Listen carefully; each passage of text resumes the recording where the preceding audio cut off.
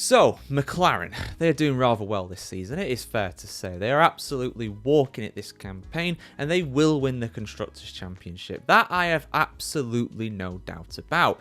Now, I remember after the summer break finished before the Dutch Grand Prix, that in commentary, while they were running 1-2 before Lando Norris's engine packed up, or should I say there was an oil leak technically, but either way, he retired because of a mechanical fault. But while Piastri and Norris were 1-2 in that race, the commentator David Croft on the Sky commentary did say that they could win the Constructors' Championship as soon as Baku, the Azerbaijan Grand Prix. And guess what's coming up this weekend? The Azerbaijan Grand Prix. Now, of course, they didn't manage to win in Italy, but they still scored big by getting second and third place. And that has put them in a position where they can win the Constructors' Championship with a staggering 7 races still to go.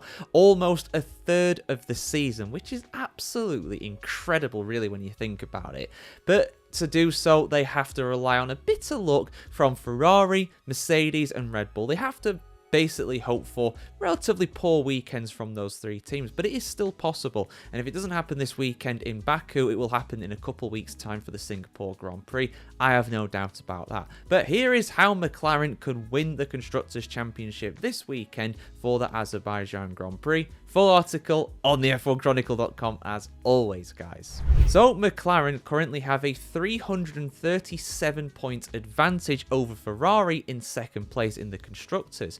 After this weekend, there will be a potential 346 points on offer to all the teams in the remaining 7 rounds of the season, which of course includes the sprint weekends as well. In the event of a tiebreaker, McLaren will win the Constructors' Championship because they've already won the majority of the Grand Prix, so it doesn't matter if Ferrari win every single race for the remainder of the season, and given the fact they haven't won a single race this season, that's probably not going to happen. But even if they did, a tiebreaker would still go in the favour of McLaren. So effectively, if McLaren get a 346-point lead over Ferrari, over Mercedes, and over Red Bull, they will win the Constructors' Championship before the Singapore Grand Prix.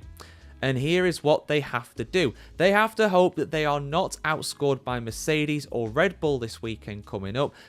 Mercedes, if they score 12 more points than McLaren this weekend, they will still be in the Constructors' hunt heading into Singapore. Red Bull, they have to score 33 points more than McLaren, which is incredibly unlikely given the fact that there is only 43 points up for offer in total. So they have to hope for like a double retirement for McLaren and Max Verstappen to win the race. With Yuki Tsunoda, what would he have to be? He'd have to be at least 5th.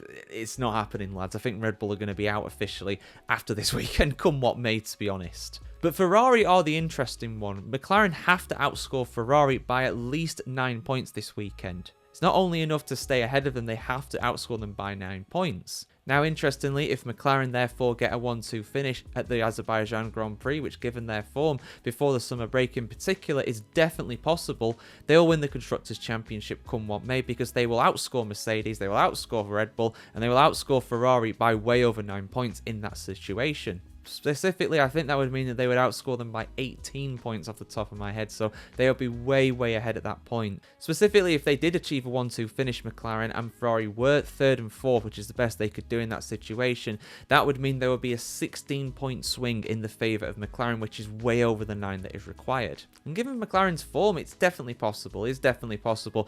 I think Mercedes and Red Bull realistically are going to be out after this. Ferrari, though, you never know. They could pull off some kind of miracle, but they would have to win the race, probably. They'd probably have to win the race, or at least get like a double podium or something in.